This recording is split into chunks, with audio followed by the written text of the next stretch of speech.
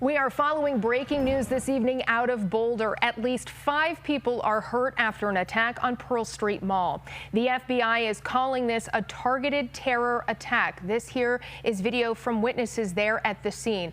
However, at this hour, Boulder's police chief saying it is still too early to link this to terrorism. We do know the attack happened during a peaceful demonstration in support of releasing Israeli hostages. And witnesses tell us the attacker used what is believed to be Molotov cocktails. That is a witness description. But again, Boulder police saying they cannot yet confirm a motive and if a specific group of people were targeted in that attack this afternoon. Parts of Pearl Street have been evacuated as police investigate what the chief has called a complex situation. This here is a map of that area that has been shut down for a few hours now. It includes 3 blocks between Walnut and Pine there along the Pearl Street Mall, excuse me. Police are asking people to continue staying away from this area as their investigation continues. We do know this is a popular part of the Pearl Street Mall, so many people are affected by this closure. Again, we are working to learn more about what exactly happened this afternoon, the many people who are hurt and now in area hospitals. And again, we have just learned that 5 people, at least 5 people have been hurt, and 2 of them have been flown to UC Health's burn unit for care. Again, 5 people total have been hurt. At least that's what we are learning at this hour. A very evolving situation here. Also, police have detained 1 man, and we have obtained video of what is believed to be that suspect. Boulder's police chief said as soon as this attack happened this afternoon, his officers swarmed the Pearl Street Mall and managed to take that person into custody with the help of witnesses pointing him out. We do have team coverage for you tonight. Your reporter Andrew Hobner along Pearl Street for you, as is your reporter Olivia Young, not far from where the Boulder police chief held his very brief press conference earlier this afternoon. And there you also see Michael Abeda. He is hearing from the Jewish community as they react to this attack. Let's begin once again with Andrew. And Andrew, we've been talking about this all afternoon. You have really been talking with a number of witnesses who call this traumatic, which is, I think, a very sensitive word to use. I'm sure a lot of folks have other words to describe what happened there.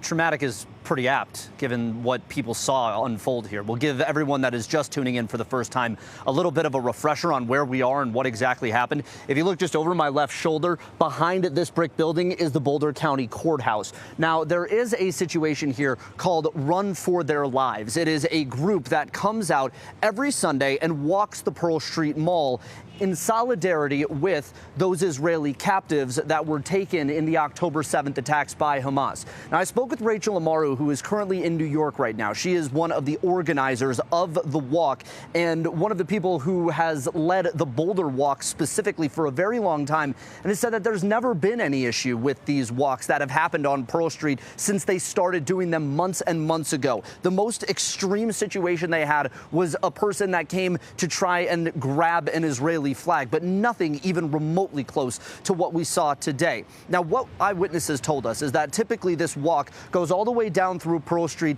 and then it stops right at the Boulder County Courthouse, where people take pictures, talk with one another, and then go on with the rest of their day. That is the site of where this attack unfolded. Now, one business owner who observed the attack told me they saw a lot of running, of shrieking, of people down on the ground. Another eyewitness told me they saw individuals writhing in pain, and a third individual actually told me that they were running out of the food cart that they run here on Pearl Street with jugs of water to try, futilely as it may have been, to try and get some sort of comfort and water on these people that were experiencing significant burns at the time. But for those that frequent Pearl Street here, that know it, that know what it is, the good and the bad that can happen in this area, there's nothing that's even come close to what happened here this afternoon. And as the investigation continues to roll on, a community is left trying to figure out how to think of Pearl Street from here on out. I saw the aftermath, and it was like minutes after I came out. It was chaos. People were writhing on the ground. It was traumatic to watch, to be honest with you. It was chaos.